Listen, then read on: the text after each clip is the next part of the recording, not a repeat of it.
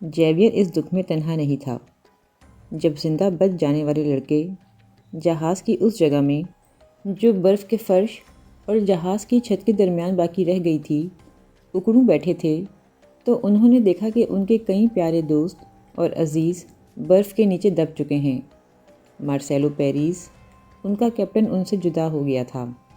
کارلس، روک، جوان کارلس اور مینڈیز دیوار کے نیچے آ کر دم توڑ گئے تھے۔ اینڈریک پلیٹرو بھی، جس کا پیٹ کا زخم تقریباً ٹھیک ہو چکا تھا۔ گسٹاف نکولک، جس نے ریڈیو پر اعلان سننے کے بعد انہیں مایوسیوں سے بچا لیا تھا، آج خود موت کے بے رحم ہاتھوں سے بچ نہ سکا۔ اور کینیسا کا بہترین دوست دانیال میپسون اور توانا لڑکوں میں سے ڈیگو اسٹارم اور 8 آدمی برف تلے آ کر فنا کے گھاٹ اتر گئے تھے۔ باقی رہ جانے والے 19 افراد غموں کی اتاہ گہرائیوں میں ڈوبے بیٹھے تھے۔ وہ سوچ رہے تھے کہ اس جسمانی اور ذہنی عذاب سے تو بہتر تھا کہ وہ بھی مر جاتے۔ ان کی یہ خواہش پوری ہوتے ہوتے رہ گئی، کیونکہ پہلے حادثے کے 1 گھنٹے کے بعد ہی ایک اور ایوالانچ آیا، لیکن چونکہ دروازے پر پہلے ہی کافی برف جمع تھی، اس لیے نیا ایوالانچ جہاز کے اوپر سے ہی گزر گیا، لیکن اس نے وہ تنگ سا دھانا بھی بند کر دیا جس کے راستے رائے ہارلے باہر گیا تھا اور پھر اندر آیا تھا۔ اب فیئر چائلڈ مکمل طور پر برف میں دفن تھا۔ رات تک بچ جانے والے تمام افراد گیلے ہو چکے تھے۔ سردی سے ان کے ہاتھ پاؤں جڑ گئے تھے، نہ پیروں میں جوتے تھے، نہ جسم پر کوئی کپڑا۔ گدیاں بھی برف میں دب گئی تھیں۔ کھڑے ہونے یا بیٹھنے کی جگہ نہ تھی۔ وہ بمشکل ایک دوسرے میں گھسے لیٹے تھے اور خون کی گردش جاری رکھنے کے لیے ایک دوسرے کو مکے مار رہے تھے، یہ جانے بغیر کہ یہ کس کا بازو یا کس کی ٹانگ ہے۔ جگہ بنانے کے لیے انہوں نے درمیان کی برف کھود کھود کر کناروں پر ڈال دی تھی۔ اس طرح جو گڑھا بنا اس میں 4 آدمی بیٹھ سکتے تھے اور ایک کھڑا ہو سکتا تھا۔ جس کی کھڑا ہونے کی باری ہوتی اس کی یہ ڈیوٹی لگتی کہ وہ دوسروں کے پیر دباتا رہے تاکہ وہ بالکل ہی منجمد نہ ہو جائیں۔ یہ رات بہت ہی طویل تھی۔ نیند بھلا کس کمبخت کو آ سکتی تھی۔ ہر کوئی جاگ رہا تھا۔ سب لوگ انگلیاں چٹکاتے، اپنے چہرے، ہاتھ اور پاؤں ملتے تاکہ گرم رہ سکیں۔ تھوڑی دیر کے بعد ایک اور مسئلہ پیدا ہوا۔ باہر سے تو ہوا اندر آ نہیں رہی تھی، جو ہوا اندر موجود تھی وہ بھی ان کی سانسوں میں استعمال ہو گئی تھی، چنانچہ اب ان کا دم گھٹنے لگا۔ رائے اٹھ کر اس جگہ گیا جہاں سے وہ باہر گیا تھا اور ہاتھوں کی مدد سے اس نے برف توڑ کر چمنی سی بنانے کی کوشش کی، لیکن برف کافی منجمد ہو چکی تھی اور اس کا ہاتھ باہر تک نہیں جا رہا تھا۔ آخر پیریڈو اٹھا۔ اس نے وہ پول کھینچ کر باہر نکالا جس سے جھولا بنایا گیا تھا اور چھت کی طرف برف کو چھیدنے لگا۔ باقی لڑکوں نے لائٹر جلا کر روشنی کی، اس سے آکسیجن اور بھی کم ہو گئی، لیکن کوئی بھی اور چارہ کار نہ تھا۔ انہیں کچھ معلوم نہ تھا کہ ان کے اوپر برف کی موٹائی 1 فٹ ہے یا پھر 12 فٹ۔ پیریڈو نے اپنا کام جاری رکھا یہاں تک کہ اسے محسوس ہوا کہ پول بغیر کسی رکاوٹ کے باہر نکل گیا ہے۔ اس نے اسے واپس کھینچا تو چھت میں ایک سوراخ ہو گیا تھا جس میں سے چاند ستاروں کی مدھم روشنی چھن چھن کر اندر آ رہی تھی۔ وہ اس سوراخ میں سے جھانک جھانک کر طلوع صبح کا انتظار کرتے رہے اور آخر اس سیاہ رات کی صبح ہوئی۔ جہاز کے اندر کی سیاہ تاریکی ملگجے اجالے میں بدل گئی۔ سورج نکلا تو اس کی روشن روشن کرنوں کی پہلی روشنی اندر داخل ہوئی۔ اب ان سب کا سب سے بڑا کام یہ تھا کہ وہ برف کے مقبرے سے باہر کیسے نکلیں، کیونکہ دروازے پر برف کی موٹائی بہت زیادہ تھی۔ اس کے برعکس پائلٹوں کے کیبن پر اس کی تہہ ہلکی دکھائی دیتی تھی، کیونکہ وہاں کی برف سے اجالا جھانک رہا تھا۔ چنانچہ کینیسا، سبیلا، انسیارٹی، فیٹو اسٹریج، ہارلے اور پیریڈو اس کیبن کی طرف سے برف میں سرنگ کھودنے میں جٹ گئے۔ برف کافی منجمد ہو چکی تھی اور اب اسے ننگے ہاتھوں سے اکھاڑنا سخت مشکل کام تھا۔ 6 کے 6 افراد باری باری کام کر رہے تھے۔ دربینو، جس نے قدرے بہتر کپڑے پہنے ہوئے تھے اور جسے دوسروں کی نسبت سردی بھی کم لگتی تھی، مردہ پائلٹوں کے کیبن تک جا پہنچا۔ پھر اس نے کیبن کی کھڑکی کے اوپر سے برف ہٹانے کی کوشش کی، لیکن ناکام رہا۔ جہاز ترچھا ہونے کی وجہ سے کھڑکی اوپر آسمان کی جانب تھی۔ کینیسا کی کوئی کوشش بھی بار آور ثابت نہ ہوئی۔ آخر رائے ہارلے آیا اور کھڑکی کے اوپر کی برف توڑ کر دن کی روشنی دیکھنے میں کامیاب ہو گیا۔ اس نے اس دھانے سے اپنا سر باہر نکالا۔ اس وقت صبح کے 8 بجے تھے، لیکن معمول کے دنوں کی نسبت ابھی روشنی پوری طرح سے نہ پھیلی تھی، کیونکہ آسمان پر گھنگور گھٹا چھائی ہوئی تھی اور برف باری بھی جاری تھی۔ رائے نے سر پر اونی ٹوپی اور جیکٹ پہن رکھی تھی، لیکن تیز ہوا اس کے چہرے پر سوئیاں چبھو رہی تھی۔ وہ واپس اندر آ گیا اور باقی ساتھیوں کو بتایا کہ باہر جانے کا کوئی فائدہ نہیں، برف کا طوفان آنے کو ہے، لیکن انہوں نے اصرار کیا کہ وہ باہر جائے اور کم از کم کھڑکیوں کی برف ہی ہٹا دے۔ رائے باہر نکلا تو جہاز کا پورا ڈھانچہ برف تلے دبا ہوا تھا۔ کچھ معلوم نہ ہوتا تھا کہ کھڑکیاں کہاں ہیں۔ اسے یہ بھی ڈر تھا کہ چھت پر چلتے ہوئے اس کا پاؤں پھسلا تو وہ برف کی وسعتوں میں گم ہو جائے گا۔ چنانچہ وہ پائلٹ کیبن کی کھڑکی کے راستے پھر اندر گیا اور اپنے ساتھیوں سے جا ملا۔ برف کا طوفان دن بھر جاری رہا اور برف کے گالے کھڑکی کی راہ پائلٹوں کی لاشوں پر گرتے رہے، جو ابھی تک اپنی نشستوں میں پھنسی ہوئی تھیں۔ کچھ لڑکوں نے اس برف کو اکٹھا کر کے کھایا تاکہ پیاس بجھا سکیں، باقی پرانی برف توڑ توڑ کر کھاتے رہے۔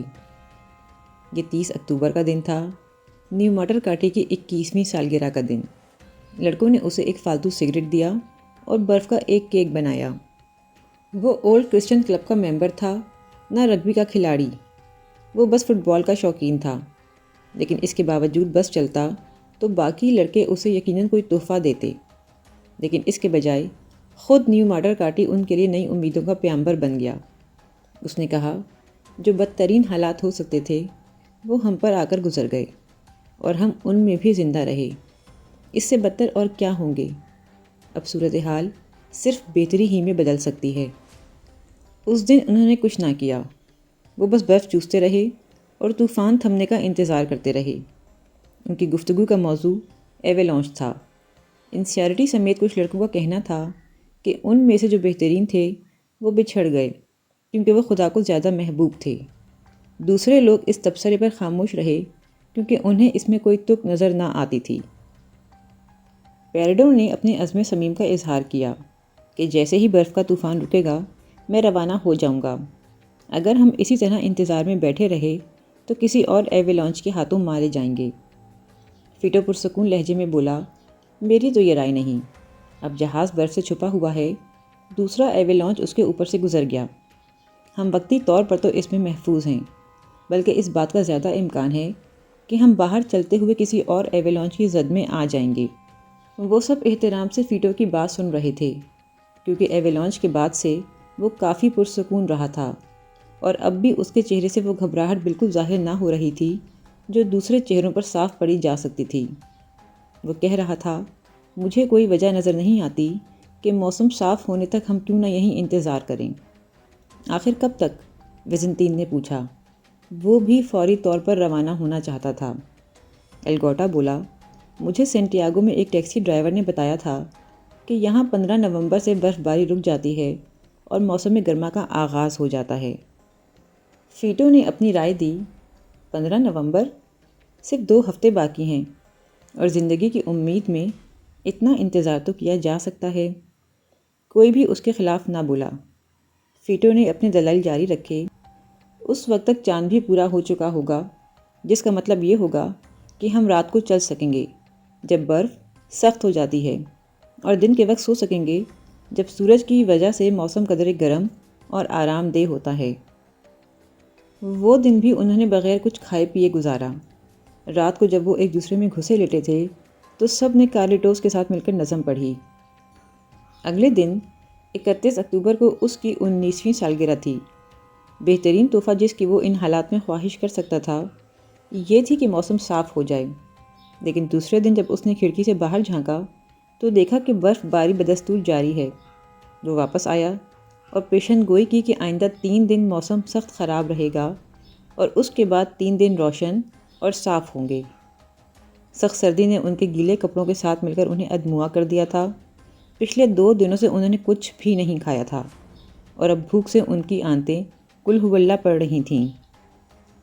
ایوالانچ کے حادثے میں مارے جانے والوں کی لاشیں جہاز کے دروازے کے قریب ہی پڑی تھیں۔ چنانچہ اسٹریچ برادران نے ایویلانچ کی برف کے نیچے دب جانے والی ایک لاش پر سے برف ہٹائی اور ہر ایک کے سامنے اس سے گوشت کاٹا۔ اس سے پہلے گوشت سینک کر کھایا جاتا تھا یا کم از کم دھوپ میں خشک ہی کر لیا جاتا تھا، لیکن اس دن سوائے اس کے کوئی چارہ نہ تھا کہ اسے کچا ہی نگلا جائے۔ بھوک بڑی بری بلا ہے۔ انہوں نے بلا جھجک گوشت کے بڑے بڑے ٹکڑے اٹھائے اور اسے کھانے لگے۔ ایک تو ٹکڑے بڑے تھے، دوسرے گوشت خشک نہیں تھا، نگلنے سے پہلے انہیں چبانا پڑ رہا تھا، اور کئی لوگوں نے پہلی بار انسانی گوشت کا ذائقہ محسوس کیا۔ اس سے پہلے تو ان کی کوشش ہوتی تھی کہ منہ میں رکھتے ہی حلق کے پار دھکیل دیں۔ کچھ کے لیے یہ کام انتہائی مشکل تھا۔ وہ ایسے دوستوں کا گوشت کھا رہے تھے جو صرف چند دن پہلے ان کے ساتھ ہنس بول رہے تھے۔ رابرٹو کینیسا اور فیٹو اسٹریچ نے ایسے لوگوں کو قائل کرنے کی کوشش کی۔ فیٹو نے رابرٹ کو زبردستی گوشت کھلانا چاہا۔ وہ کہہ رہا تھا، تم نے یہ گوشت نہ کھایا تو مر جاؤ گے، اور ہمیں تمہاری لاش کی نہیں، زندہ وجود کی ضرورت ہے۔ لیکن یہ سب دلائل ایک طرف اور انہیں جو متلی محسوس ہو رہی تھی وہ ایک طرف، تمام بہلانا پھسلانا بیکار گیا۔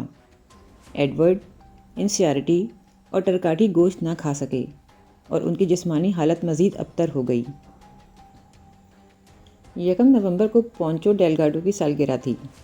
کارلیٹوس کی پیشن گوئی کے مطابق برف باری رک گئی تھی۔ 6 لڑکے کھڑکی کے راستے باہر آئے تاکہ دھوپ سے کچھ حرارت حاصل کر سکیں۔ کینیسا اور زربینو نے کھڑکیوں پر سے برف ہٹائی تاکہ ڈھانچے کے اندر روشنی میں اضافہ ہو۔ فیٹو، ایڈورڈ اور ڈینیل فرنینڈس نے پینے کے لیے برف پگھلائی۔ اس دوران میں کارلیٹوس بیٹھا سگریٹ پھونکتا رہا۔ پونچو ڈیلگاڈو کی سالگرہ کا دن تھا۔ اسے یقین تھا کہ وہ اپنے خاندان سے ضرور جا ملے گا۔ اس کے ذہن میں دلائل ابھر رہے تھے کہ اگر خدا نے مجھے جہاز کے حادثے اور ایویلانچ میں محفوظ رکھا ہے تو اس کے علاوہ اور کیا وجہ ہو سکتی ہے کہ اس کی رضا یہی ہے کہ میں اپنے گھر والوں سے جا ملوں۔ ہر سو خاموشی سے خدا کی قدرت نمایاں تھی۔ اسے ایسا لگا جیسے خدا ان کے بہت قریب ہے۔ خدا سے قربت کے اس احساس نے اس کے زندہ رہنے کے عزم کو اور پختہ کر دیا۔ سورج کسی بادل کے پیچھے چھپ گیا تو فضا میں سردی کی کاٹ پھر سے بڑھ گئی۔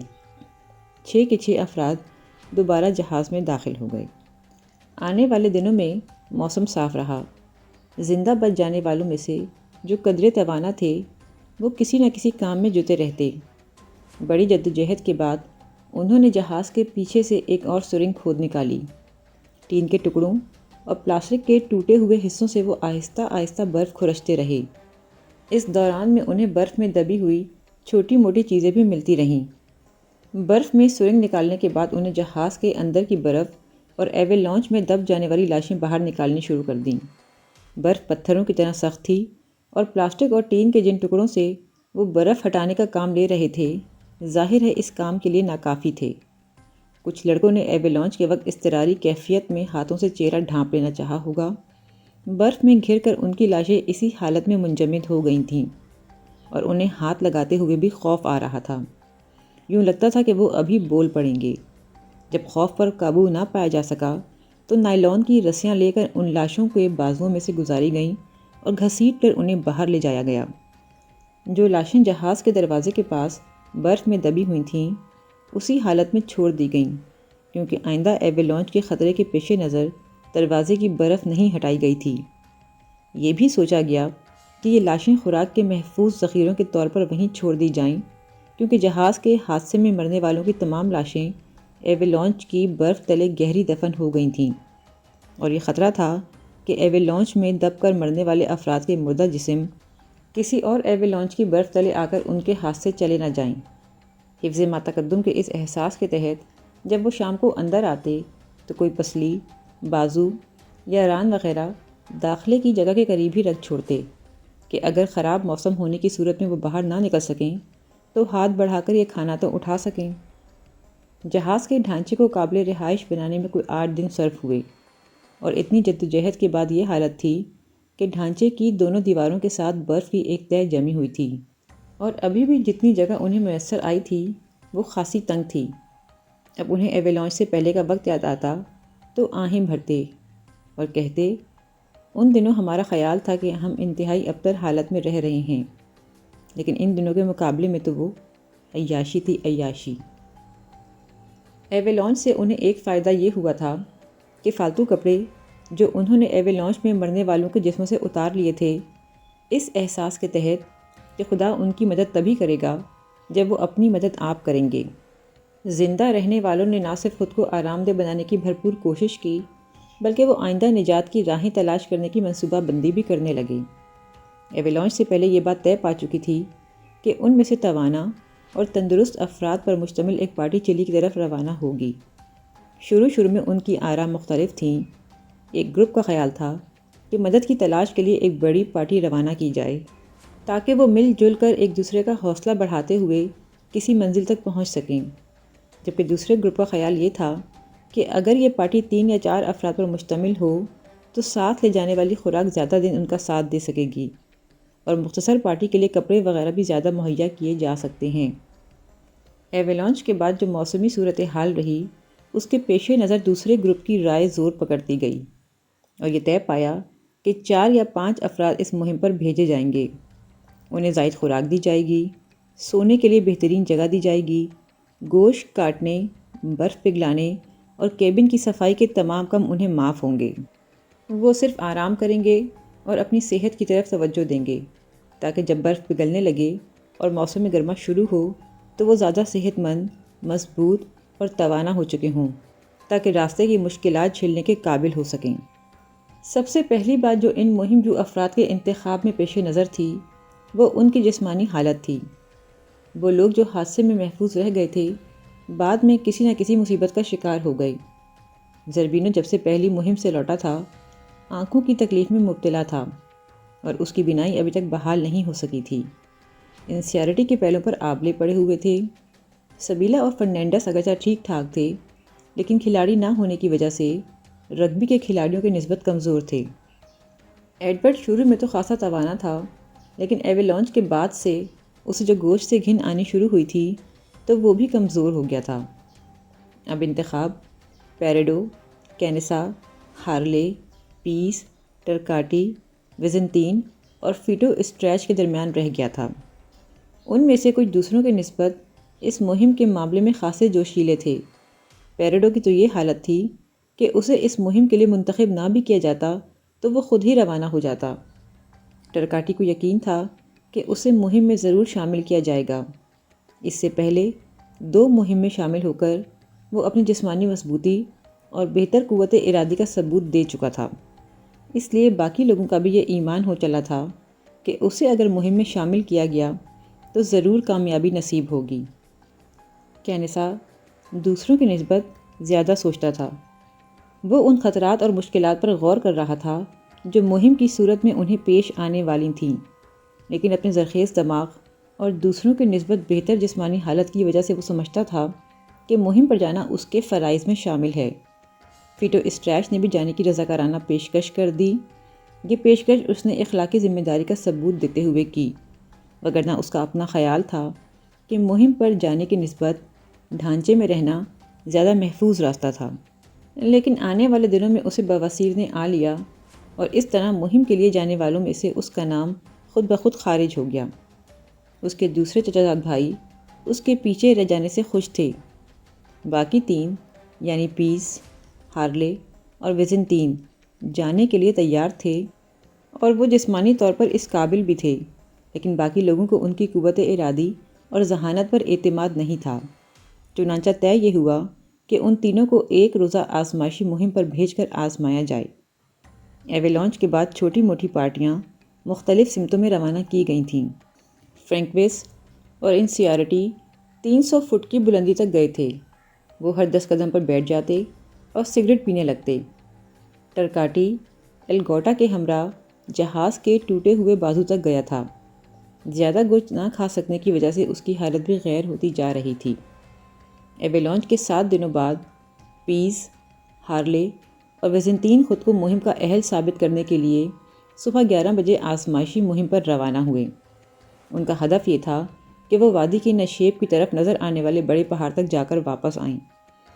ایک روزہ مہم کے لیے یہ کوئی بڑا کام نہیں تھا۔ ہر لڑکے نے 2 سویٹر، 2 پاجامے اور رگبی کے جوتے پہن رکھے تھے۔ برف کی سطح منجمد ہو چکی تھی اور اب اس پر چلنا دشوار نہیں تھا، چنانچہ وہ آسانی سے چلتے گئے۔ جہاں اترائی زیادہ ڈھلوانی ہوتی وہ راستہ بدل لیتے اور دائیں بائیں کو ہو کر گزر جاتے۔ اپنی رفتار قائم رکھنے کی خاطر انہوں نے اپنے ساتھ کچھ بھی نہ لیا تھا۔ اس طرح کوئی 1.5 گھنٹہ چلنے کے بعد انہیں جہاز کے کچن کا پچھلا حصہ مل گیا۔ اس کے ارد گرد کوکا کولا کے خالی کریٹ پڑے تھے، ایک ردی کی ٹوکری تھی اور ایک کافی کا ڈبہ جو اگرچہ خالی تھا لیکن اس کے نیچے کافی کا کچھ پاؤڈر جمع ہوا تھا۔ انہوں نے فوری طور پر اس میں برف ڈالی اور ہلا ہلا کر اسے پانی بنایا۔ اس طرح کافی کی خوشبو والا جو پانی تیار ہوا وہ اسے پی گئے۔ پھر انہوں نے ردی کی ٹوکری الٹائی اور یہ دیکھ کر ان کی خوشی کی انتہا نہ رہی جب اس میں سے انہیں گٹے کے کچھ ٹکڑے ملے۔ انہوں نے اسے فوراً 3 حصوں میں تقسیم کیا اور مزے لے لے کر چوسنے لگے۔ چند لمحوں کے لیے تو وہ سرور کی کیفیت میں مبتلا رہے، پھر اٹھ کر مزید کھانے پینے کی چیزیں تلاش کیں، لیکن انہیں گیس کے ایک سلنڈر، ٹوٹے ہوئے تھرموس اور ایک خاص قسم کی چائے کی پتی کے علاوہ کچھ بھی نہ ملا۔ انہوں نے یہ پتی ٹوٹے ہوئے تھرموس میں ڈالی اور آگے بڑھ گئے۔ 2 گھنٹے تک چلنے کے بعد انہیں احساس ہوا کہ برف میں فاصلوں کا اندازہ لگانا کتنا مشکل کام ہے۔ نشیب کی طرف وہ جس پہاڑ کو قریب سمجھ رہے تھے وہ ان سے اتنا ہی دور تھا جتنا روانگی کے وقت تھا۔ دوپہر کے سورج کی گرمی سے برف بھی نرم ہو گئی تھی اور چلتے ہوئے ان کے پاؤں بھی برف میں دھنسنے لگے تو انہوں نے واپسی کا ارادہ کیا۔ تو پتہ چلا چڑھائی پر چلنا کس قدر مشکل کام تھا۔ ادھر سورج بادلوں کے پیچھے جا چھپا تھا۔ تھوڑی دیر میں بادل گھر آئے اور برف کے گالے گرنے لگے۔